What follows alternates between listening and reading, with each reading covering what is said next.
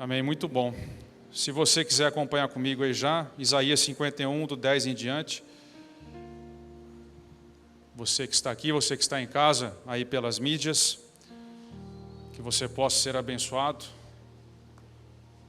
Obrigado, Sandra. Que você possa ser abençoado nessa manhã de Páscoa. O tema da mensagem se chama Um Caminho no Fundo do Mar. Referência ao texto que vamos ler. Nós estamos numa época muito importante para o cristianismo, que é a Páscoa, né? É uma época em que nós comemoramos essa festa, e essa festa, como todos sabem, ela tem origem no judaísmo, no contexto da saída do Egito, em que os filhos de Deus, o povo de Deus, é tirado da escravidão do Egito, depois das 10 pragas. Nós temos lá, naquele contexto, a comemoração da primeira Páscoa. E depois o povo sai, atravessa o Mar Vermelho e chega ao Monte Sinai para receber as tábuas da lei. E nós sabemos que a ceia, a última ceia do Senhor Jesus, foi estabelecida no contexto de Páscoa. Era uma festa de Páscoa, em que Jesus estava ali comemorando com seus discípulos, e a ceia foi instituída naquele contexto. E nós entendemos, relacionamos a Páscoa com a ressurreição de Cristo, porque foi justamente nesse contexto que aconteceu tudo, nesse domingo. Então nós entendemos que Jesus é o verdadeiro Cordeiro da Páscoa. Jesus é o cumprimento final da Páscoa. Jesus é a verdadeira Páscoa. Nele nós passamos da morte para a vida, passamos da escravidão para a liberdade, assim como o povo lá no Egito também passou. Por isso é uma data tão importante.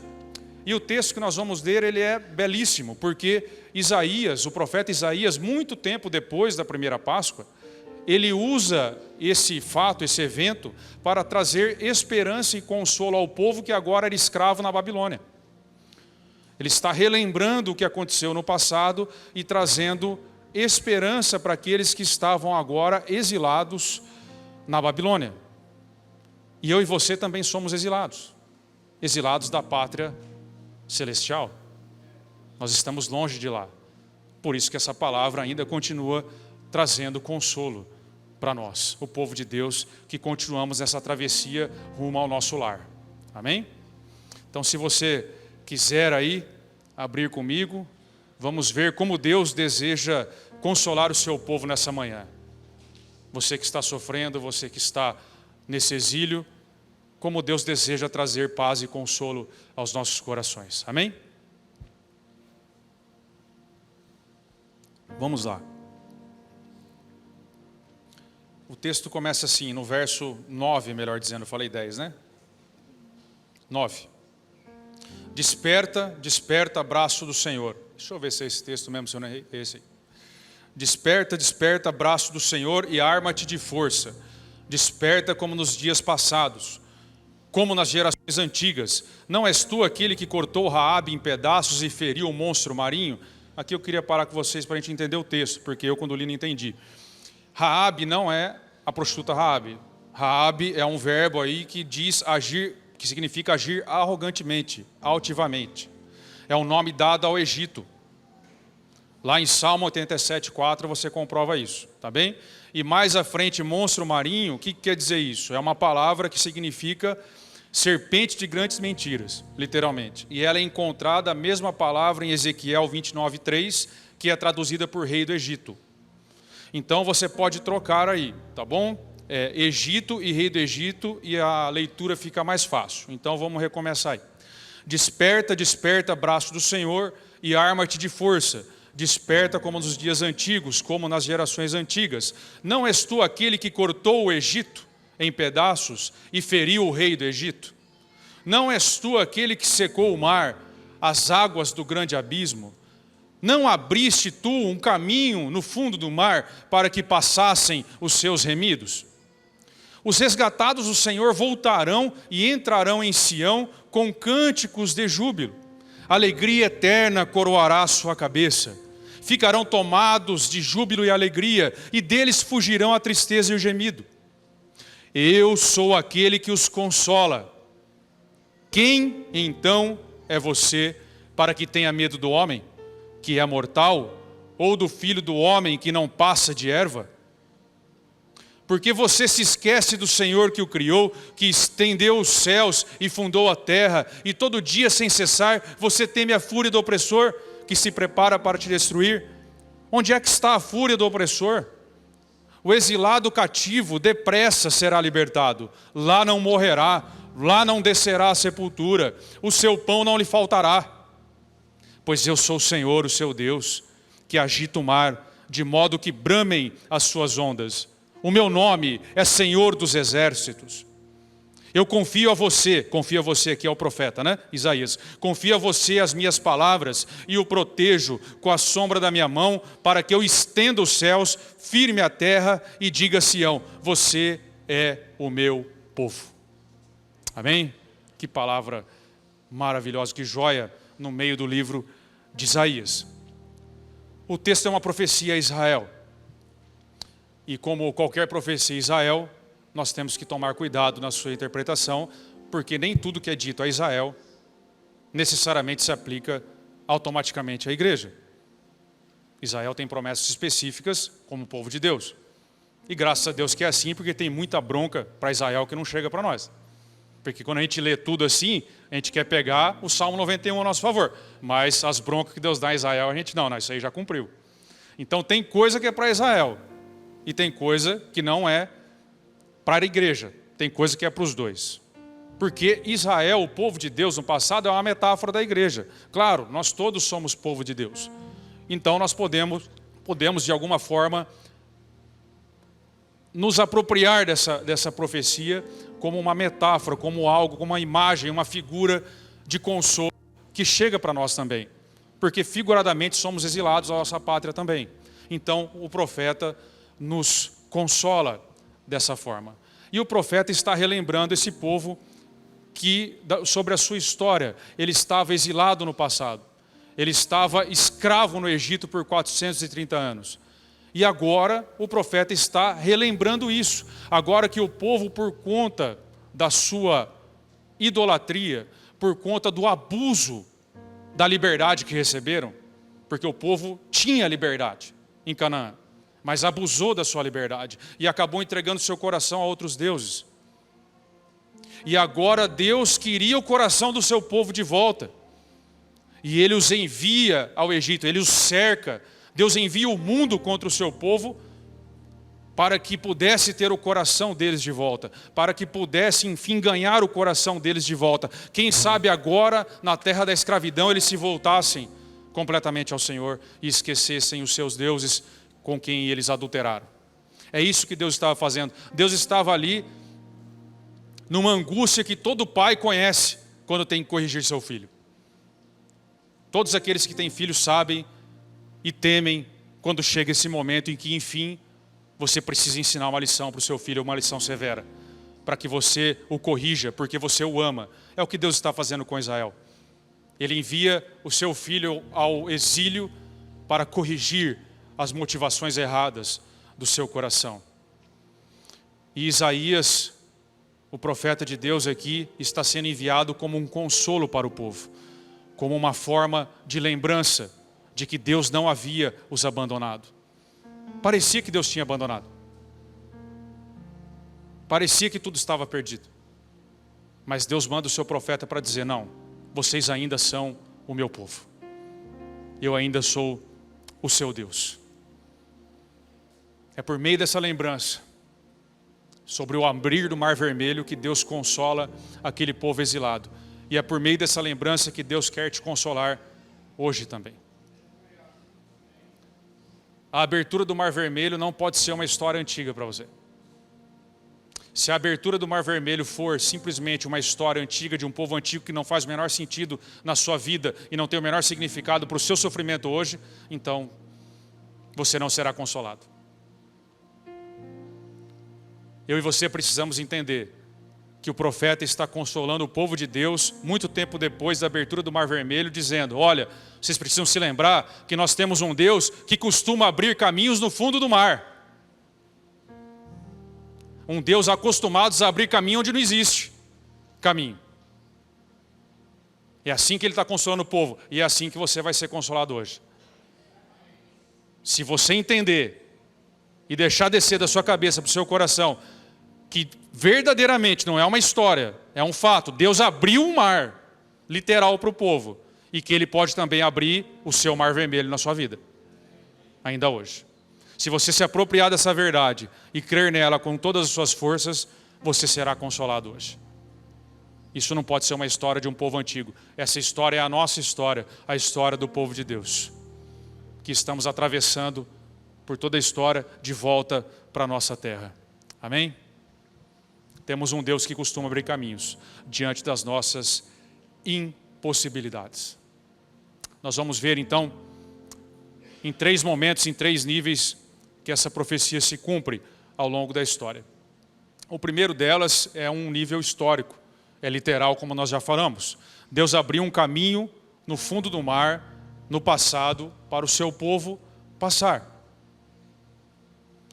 É importantíssimo, irmãos, que nós conheçamos o nosso passado. Sem raízes, sem saber nossa origem, sem saber de onde viemos, é muito difícil enfrentar as dificuldades do presente, é difícil enfrentar o deserto. Sem saber quem nós somos, de onde viemos, quem é por nós. As raízes nos alimentam. As raízes nos sustentam. E conhecer isso é importantíssimo. Conhecer essa nossa história riquíssima, essa história do nosso povo. Quando você lê essa história, não pode ser considerado outro povo. O povo judeu, que não tem nada a ver com a gente. São os nossos irmãos do passado. É o povo de Deus no passado. É a nossa história. Nós estamos firmados, diz a palavra, o apóstolo Paulo, nos profetas e nos patriarcas. A nossa fé está firmada em Abraão. Somos filhos da fé. Somos filhos de Abraão por meio da fé. Não biologicamente, mas por meio da fé. A história de Israel também é a nossa história. E nessa história que Isaías relembra, a situação ali no cativeiro era de total desespero. O povo escolhido caiu nas mãos desse inimigo terrível e aparentemente, de fato, tudo estava completamente perdido. Mas Deus começa a trazer o seu povo de volta.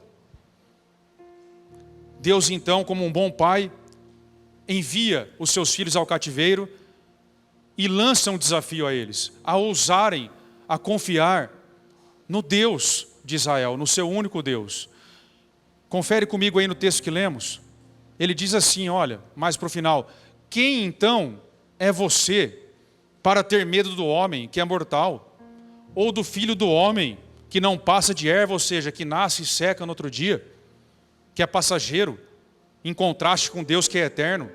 Por que você se esquece do Senhor que o criou, que estendeu os céus, fundou a terra e todo dia sem cessar, você fica temendo a fúria do opressor?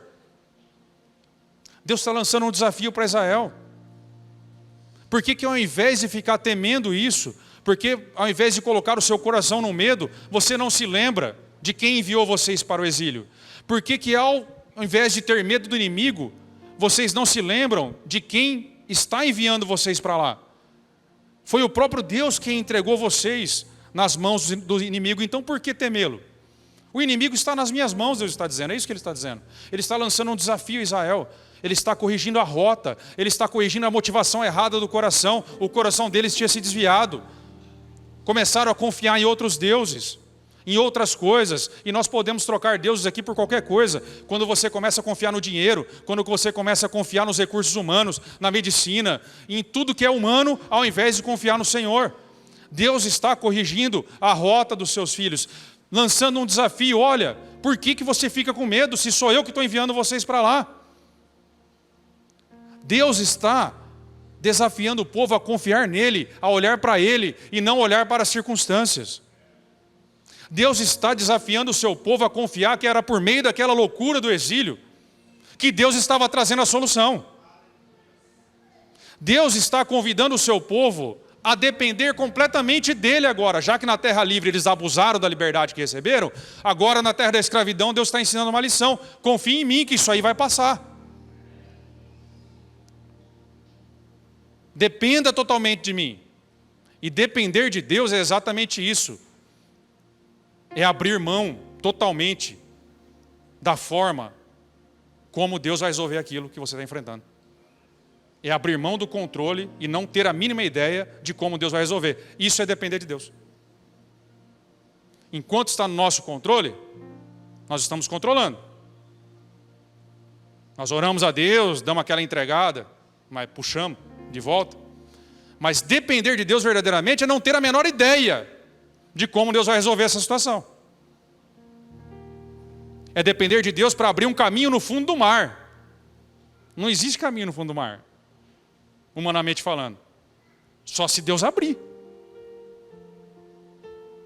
Quando nós estamos de frente do nosso mar vermelho, das nossas impossibilidades, depender de Deus significa abrir mão de entender como Ele vai resolver essa situação.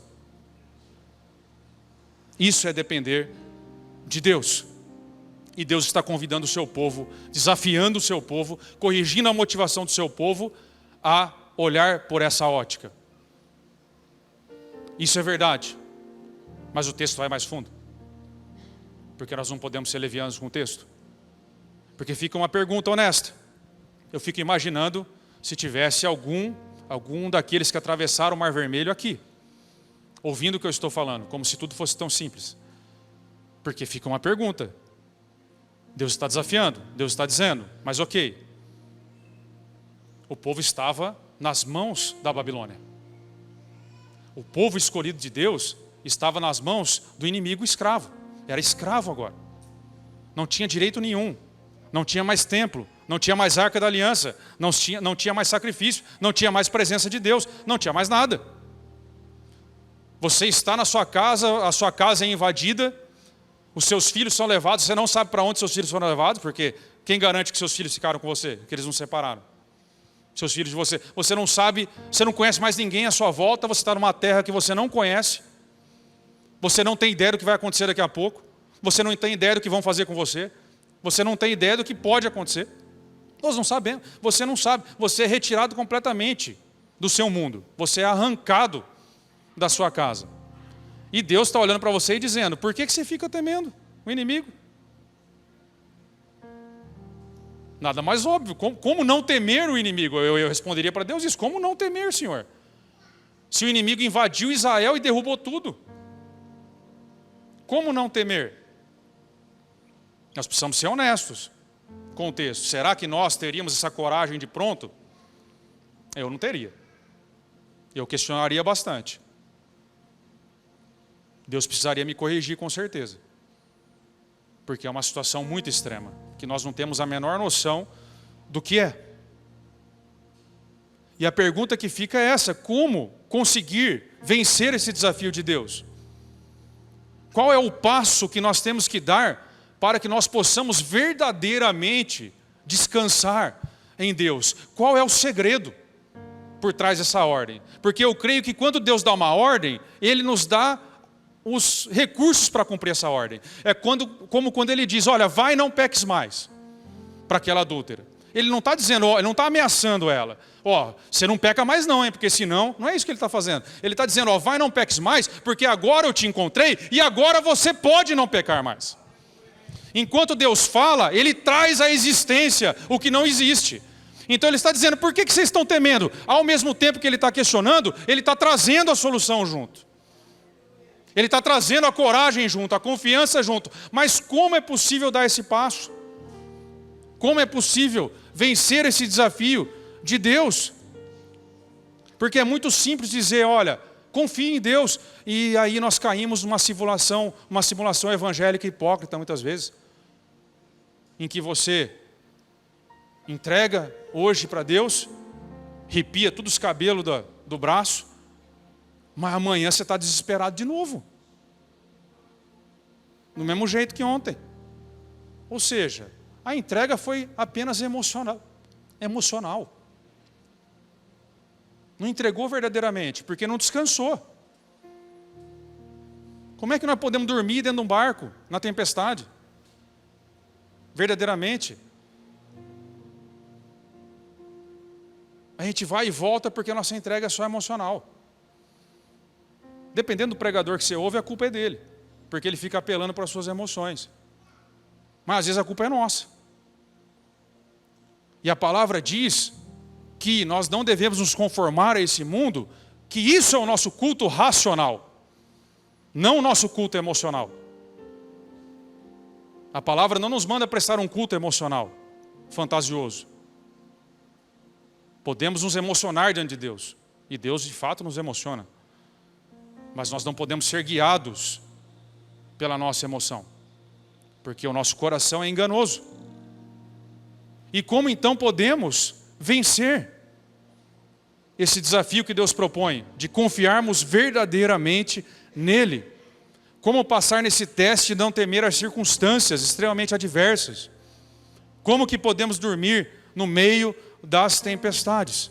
E a resposta é que só é possível se nós enxergarmos como Eliseu enxergava.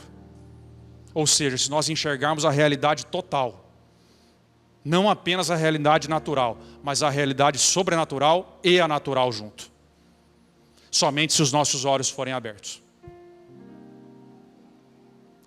Você se lembra do episódio lá com Eliseu e Geazi? Eliseu e Geazi estão na sua tenda e eles são cercados pelo exército da Síria, melhor dizendo. A Síria cerca Eliseu e Geazi com um exército enorme. E a hora que Geazi sai da tenda e vê aquele exército, ele fala: Senhor, nós estamos perdidos. Perdidos. O profeta olha para ele e fala: fica tranquilo, Geazi. Os que estão conosco são muito mais numerosos. Ah, Senhor, abre os olhos dele para que ele veja. Para que ele possa entender a realidade total e não temer as circunstâncias. Abre, Senhor, os olhos dele para que ele possa enfim ver. Não é que o profeta orou pedindo ajuda a Deus e a ajuda foi mandada naquele momento. A ajuda já estava lá. Ele só pediu para que os olhos dele fossem abertos, para que ele pudesse enxergar o que era verdadeiro. Estão entendendo a diferença? Não é que ele orou e veio naquela hora. Já estava. Mas ele não estava vendo. Geazi estava reagindo coerentemente com o que estava vendo, e Eliseu estava reagindo coerentemente com o que via. Porque se Geazi olhasse e não temesse, na verdade isso não era coragem, ele era louco. Como que você não vai temer? Você olha e tem um exército se cercando, você está em 2 homens desarmados. O natural, o óbvio é que ele temesse. Mas o profeta estava enxergando o que era a realidade total e verdadeira. Deus estava com eles. E o número deles era muito maior do que aqueles que os cercavam. Por isso o profeta não temeu. Porque ele tinha os olhos abertos para ver todo o plano de Deus. Não apenas que os olhos naturais podiam captar. A realidade total do que nós não vemos faz parte do nosso mundo. Ela não é algo irreal, não é algo irracional. A confiança que Deus pede em nós não é algo maluco. Maluco seria não temer se não tivesse visto aquele exército de Deus. Maluco seria Jesus não temer, aliás, temer a tempestade, os apóstolos, os discípulos não temerem aquela tempestade. Eles não estavam vendo o que Jesus estava vendo. Deus não pede para que nós demos um salto no escuro, do nada. Uma fé irracional. A nossa fé, ela é sobrenatural.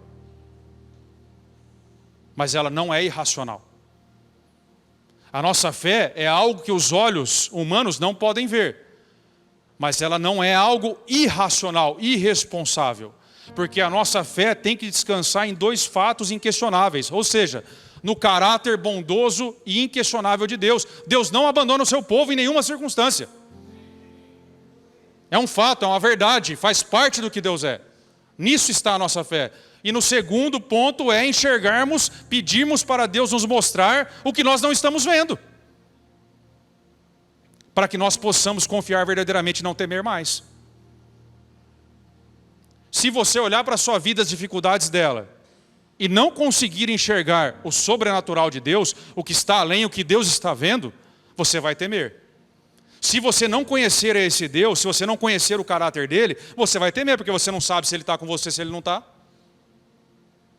Mas se você souber que Deus jamais abandona o seu povo, que nada sai do controle da mão de Deus, que Ele de fato está conduzindo o seu povo desde sempre, desde o Mar Vermelho, desde antes, abrindo caminho do seu povo passar.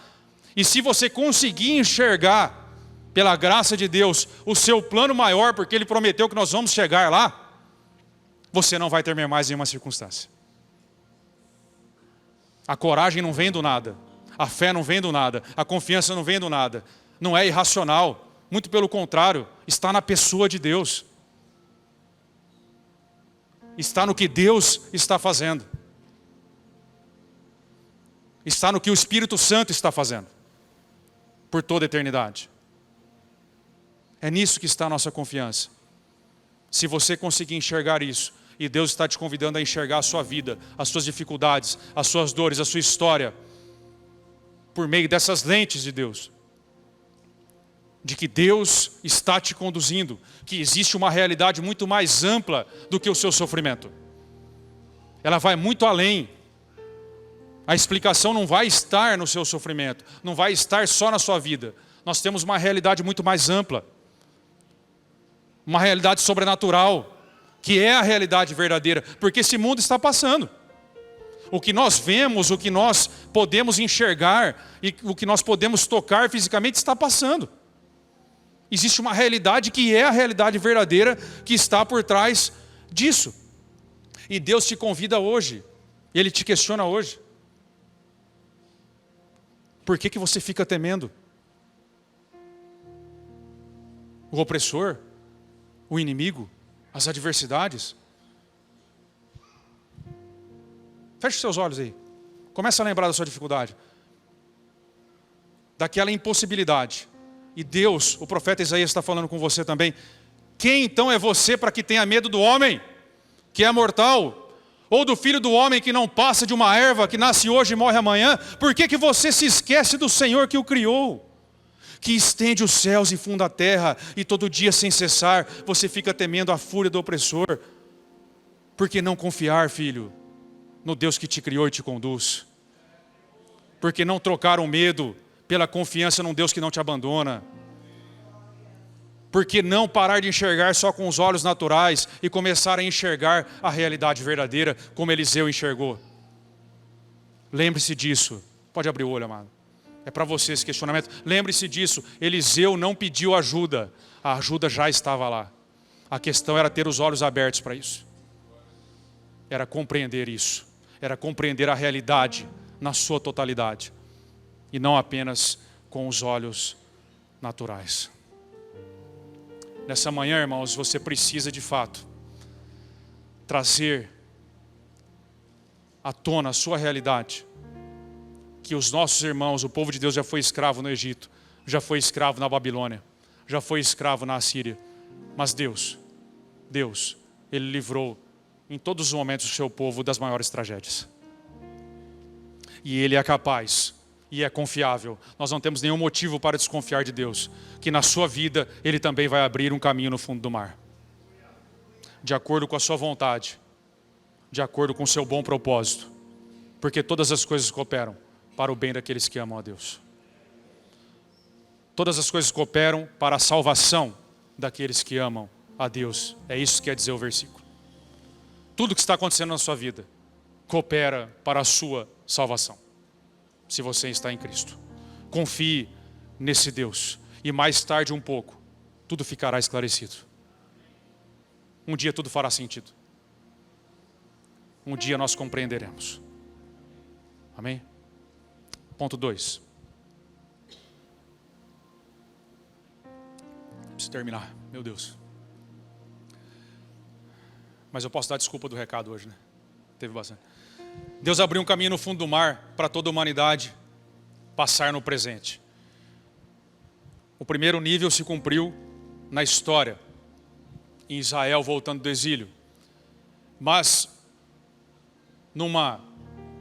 algumas Páscoas aí para trás, nosso Senhor estava sendo crucificado, numa sexta-feira.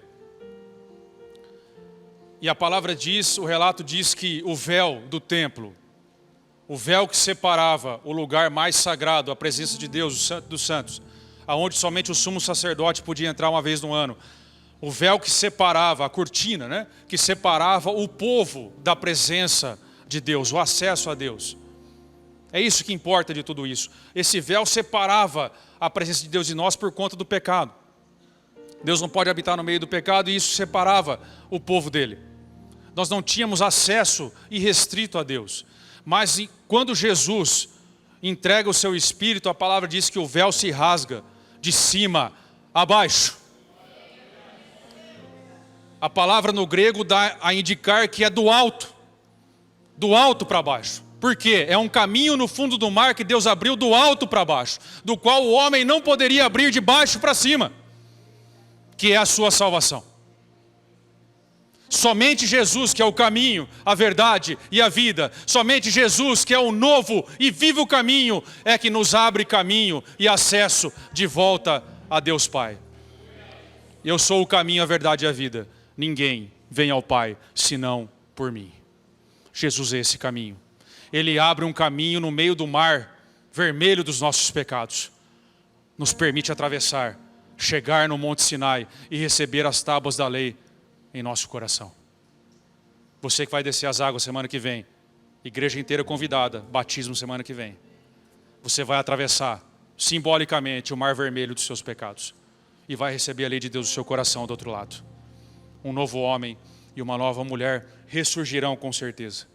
Porque esse é o poder da ressurreição, que nos retira do império das trevas e nos transporta para o reino do seu Filho amado. Jesus abriu esse caminho para nós. Ele é o caminho aberto no fundo do mar para toda a humanidade no presente. Todos podem trilhar esse caminho. Se você ainda não trilha esse caminho, entregue sua vida a Jesus hoje. Confie nele, porque ele é a única possibilidade de voltarmos. Se você é um cidadão do Egito, se você permanece no Egito, você não consegue chegar na terra prometida. Você precisa abandonar o Egito, atravessar o Mar Vermelho e receber a lei de Deus em seu coração, para que você possa sair da morte para a vida eterna. Terceiro ponto para finalizar. Deus ainda abrirá um caminho para o seu povo no futuro. Ele abriu no passado. Os 3 níveis dessa profecia. Abriu no passado, abriu no presente por meio de Jesus. E ainda abrirá no futuro. Ainda resta uma parte a se cumprir do que Isaías bem falou. Da mesma forma, irmãos, que você não enfrenta bem as dificuldades da vida se não conhecer suas raízes, você também não enfrenta se você não souber do seu destino certo. Se o seu futuro é uma dúvida, se você vive temendo o futuro, se a cada notícia do jornal você se abala, se a economia não vai bem, você já entra em crise, e se você depende dessas coisas, se você depende de algum governo, eu sinto em dizer que realmente não há esperança. Porque esse mundo já está condenado. Esse mundo não tem mais solução. Deus já deu um decreto. Esse mundo está condenado. Não existe esperança nisso. Não existe esperança no homem pelo homem. Se não for pelo caminho aberto por Deus, que é Jesus Cristo. E a palavra esperança, ela traz um sentido de futuro, um sentido de certeza na Bíblia. Se você não conhece, se você conhece, melhor dizendo, o seu futuro certo, você enfrenta muito melhor as dificuldades do presente. Aliás, eu penso que é esse o motivo que fez tantos homens de Deus, tantos mártires da igreja, como por exemplo o apóstolo Paulo, dizer, olha, viver é Cristo e morrer é lucro para mim. Ele estava preso, não saiu mais, foi decapitado. É por isso que ele pôde dizer, porque ele tinha uma certeza no futuro. Ele não morreu por um talvez Jesus me leve para o lar eterno. Ele morreu dizendo, estou indo para os braços daquele a quem eu confiei minha alma. Eu não tenho dúvida disso. Por isso eu vou tranquilamente. E me entrego tranquilamente pela causa do Evangelho. Esperança, irmãos, no português é uma palavra que ela é meio dúbia. Eu posso dizer, olha, eu tenho esperança que o Brasil vai dar certo. Mas ele pode dar ou pode não dar. Quando você lê a palavra esperança na Bíblia, no grego é a palavra eupis. Ela não tem uma tradução muito certa para o português. Porque a esperança da Bíblia, ela não é uma esperança que pode falhar. É uma esperança que já está antecipada. É uma esperança que você já enxerga. é uma esperança que não tem como falhar se você estiver em Cristo. É uma certeza confiante, já é o viver agora do que está prometido lá. E isso nós vivemos por conta do Espírito Santo enviado aos nossos corações. Porque o Espírito Santo nos antecipou o céu, quando ele vem habitar em nós. Já existe essa realidade para nós, o caminho já está aberto para nós. Não é que ele vai ser, assim como Eliseu pediu, eu peço também, Senhor, abre os olhos para que vejam. Porque o caminho já está aberto. Já é nosso, já está aqui. Nós já vivemos. O céu já está antecipado para nós. Essa esperança no futuro, que nos arrasta para esse futuro glorioso, essa âncora que não nos deixa nós nos perdermos no mar revolto dessa vida, ela já nos foi dada, é uma certeza. Nós não estamos tentando chegar lá, nós iremos chegar lá. Nós não podemos enfrentar as dificuldades da vida como enfrentaram os 10 espias, tirando Josué e Caleb, que enfrentaram como talvez vamos conquistar a terra prometida, mas tem muito gigante. Atrapalharam o povo de Deus, fizeram o povo de Deus andar 40 anos no deserto por conta disso. Nós não podemos enfrentar os nossos gigantes assim, como se, depende do tamanho do gigante. Não, depende do tamanho do nosso Deus. Ele não disse que ia conquistar a terra prometida? Temos que pensar como Josué e Caleb, porque a esperança é certa. Deus não disse para nós que se nós estamos em Cristo, nós chegaremos até lá, na nossa pátria celestial, apesar de todas as dificuldades? Deus disse ou não disse, irmãos? Então nós não podemos enfrentar o nosso pecado, nossa dificuldade, tudo aquilo que nos aflige, como se nós fôssemos escravos ainda, como se Deus não tivesse nos dado liberdade, como se nós não tivéssemos condições de vencer, como se nós não fôssemos vencer. Porque nós vamos, porque a palavra diz que nós somos mais do que vencedores em Cristo Jesus. Deus está nos conduzindo. Deus está nos consolando essa manhã. Nós temos uma esperança que não falha. Uma esperança que não pode dar errado. Ministério de música, por favor. Mas muito rápido. Não tão rápido. Não, você pode cair. Eu tenho medo de ser lesionar nesse pique. Coloque-se em pé, irmãos. Vamos orar, vamos finalizar.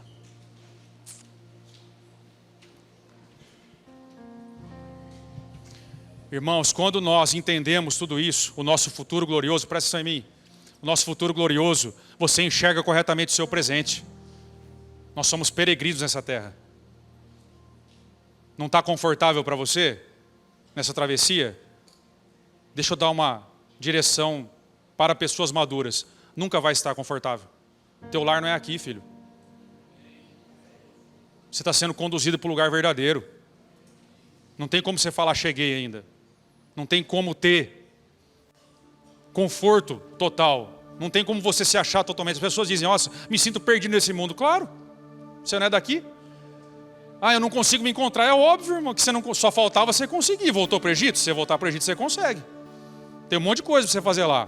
Mas no deserto é difícil. No deserto tem uma cruz para ser atravessada. Tem inimigos para ser vencido. Tem perigos de toda a ordem. Tem um monte de coisa que pode dar errado. Mas Deus disse que não vai dar. E que se der, Ele conserta. E se chegar num ponto que nós não conseguimos passar, Ele abre o mar vermelho. Acalme-se, irmãos. Faz assim, respira fundo, vai. Você tem um Deus que é melhor planejador que você. Que abriu um caminho onde não existia. Que abre caminhos onde não é possível abrir humanamente. Um Deus que não abandona seu povo, apesar de toda a loucura do seu povo. E nós somos loucos com força, tem hora. Mas Ele não abandona. Ele está dizendo aqui, vocês ainda são o meu povo. O povo estava numa idolatria lascada, mas Ele está dizendo, vocês são o meu povo. Você não fala para o seu filho, filho, vai embora de casa, você não é mais meu filho. Você não fala isso quando ele erra. Deus também não fala para nós. Ele fala, volta. Ele nos leva até para o exílio. Ele quase nos mata no exílio. Mas tudo isso é para ganhar o nosso coração. Amém? Feche seus olhos, vamos orar. Senhor, nós queremos colocar aqui, nessa manhã de Páscoa, Senhor, a vida do seu povo. Tem misericórdia de nós, Senhor, porque às vezes tememos o homem e não tememos a Deus e não consideramos o Teu tamanho, Senhor. Não conseguimos ver muitas vezes, Senhor. Então abre os nossos olhos para que possamos ver, para que nós possamos enxergar a Tua ajuda no meio das nossas dificuldades, Senhor. E assim possamos confiar totalmente em Ti. Perdoa, Senhor, nosso pecado de não confiar, mas consola o nosso coração nessa travessia, Senhor. Consola-nos como um pai consola os seus filhos, porque eu tenho certeza que o Senhor é um Deus grande em misericórdia, um Deus grande em amor, um Deus grande em paciência, tardio em irar-se, um Deus que não nos abandona nunca, um Deus que nos manda, que nos pede não temer e nos dá as condições de não temer, um Deus que é maravilhoso, um Deus que abre um caminho no fundo do mar para o seu povo passar. Obrigado, Senhor. É assim que nós oramos, em nome de Jesus. Amém. E o véu foi rasgado de alto a baixo, amém? A verdadeira Páscoa, nela Jesus não só salva você, mas Ele te dá acesso ao Pai que você tinha perdido. Eu quero te abençoar, quero declarar uma excelente semana sobre você. Abra suas mãos. Pai, em nome de Jesus, nós declaramos sobre a vida dos teus filhos a tua graça. Obrigado por essa palavra, Senhor, que é um divisor de águas nas nossas vidas. O Senhor só o Senhor pode fazer, Senhor, aquilo que foi ministrado aqui nessa manhã.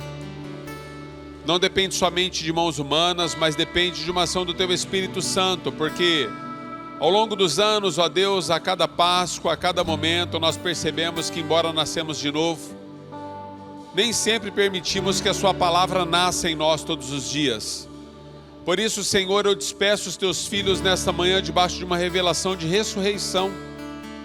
Aquilo que está morto, Senhor, na revelação da tua palavra nos nossos corações, seja derrubado por terra. Tantas convicções nós temos, ó Pai, mas nós pedimos a ação da tua palavra. Que o teu Espírito Santo, Senhor, possa despedir os teus filhos nesta manhã, debaixo dessa convicção, de convencimento, do véu que foi rasgado, do acesso que nós temos, Senhor, e a tua Páscoa seja uma realidade, não somente numa posição religiosa, mas numa posição vivencial nas nossas vidas. Por isso o Senhor te abençoe e te guarde nesta manhã. Que Ele resplandeça o rosto dele sobre ti, que Ele te dê a paz que o mundo não pode te dar. E que nessa semana você possa ter experiências dentro deste véu, no secreto com o Senhor, como nunca antes você teve. Assim nós te despedimos, debaixo desta revelação da palavra, na autoridade do nome de Jesus. A igreja diga amém e amém. Amém, queridos.